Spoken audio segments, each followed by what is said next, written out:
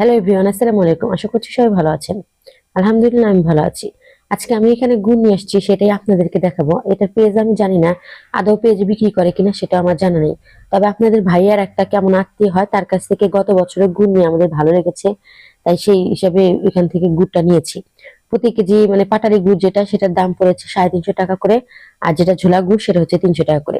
ওনার কাছ থেকে আমার আসলে শোনা হয়নি যে ওনার পেজ আছে কিনা ফেসবুকে, তো আমার জানা হয়নি, সেজন্য আমি বলতে পারছি না।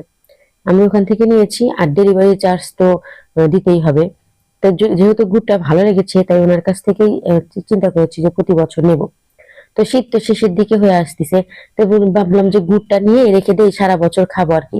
সারা বছর কিন্তু পিঠা চিড়া খেতে ভালোই লাগে, আর গুড় এইভাবে করে নিয়ে এসে ফ্রিজে রাখলে কিন্তু কিছুই হয় না। আমি এখানে 3 কেজি পাটালি গুড় নিয়েছিলাম, আর 2 কেজি নিয়েছিলাম দানাদার ঝোলা গুড় যেটাকে বলে সেটা। এই বয়মগুলো এবং গুড়ের ইগুলো খুব ভালোভাবে র্যাপিং করে দিয়েছিল, যাতে পড়ে না যায়। আমি আবার এটা খুলে একটু দেখতে চাইলাম যে কেমন, পরে দেখলাম থাক, পরে যখন করবো তখনই খুলবো।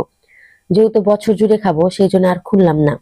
খুললে তো পরবর্তীতে মনে করেন যে তাড়াতাড়ি শেষ করতে হবে, সেই জন্য আর খুলিনি। পরে বললাম যে থাক, পরে এখন আর খোলার দরকার নেই। শুধু একটা পাটালি খুলেছিলাম, যেটা কিছুদিনের মধ্যে রান্না করব, সেটাই আমি খুলেছিলাম। ভেঙে দেখালাম আপনাদের, দেখেন হাত দিয়ে ভাঙা যাচ্ছে।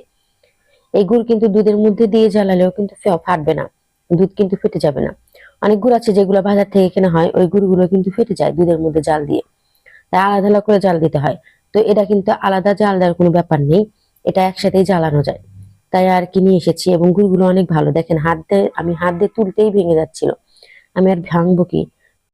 বাসায় যখন তরকারি থাকে, তরকারি যখন আমার খেতে মনে না চায়, যে আমার তরকারি খেতে ইচ্ছা করছে না, তখন আমি গুড় দিয়ে দুধ দিয়ে ভাত খাই। এই গুড় দিয়ে দুধ দিয়ে ভাত খেতে আমার খুবই মজা লাগে। গুড় কামড়িয়ে কামড়িয়ে দুধ দিয়ে ভাত খেতে আমার ভীষণ মজা লাগে, সেই জন্য আমি একটু বেশি করে নিয়ে এসে রাখলাম, যাতে মাঝে মাঝে আমি দুধ দিয়ে গুড় দিয়ে ভাত খেতে পারি। আমি আবার পরে এটা ভেঙে আবার করে রাখতেছি, কারণ এটা দিয়ে কিন্তু পায়েস, কিন্তু গুড়ের পায়েস কিন্তু মজা লাগে। দুধের পিঠে হয়তো খাওয়া যায় না গরমের দিনে, কিন্তু গরমের দিনে কিন্তু গুড়ের পায়েস রান্না করে ফ্রিজে রেখে দিলে খেতে বেশ ভালোই লাগে। আর ডেজার্ট কিন্তু ঠান্ডা ঠান্ডা খেতেই ভালো লাগে। আজকের ভিডিও এখানে শেষ করছি। আল্লাহ হাফেজ।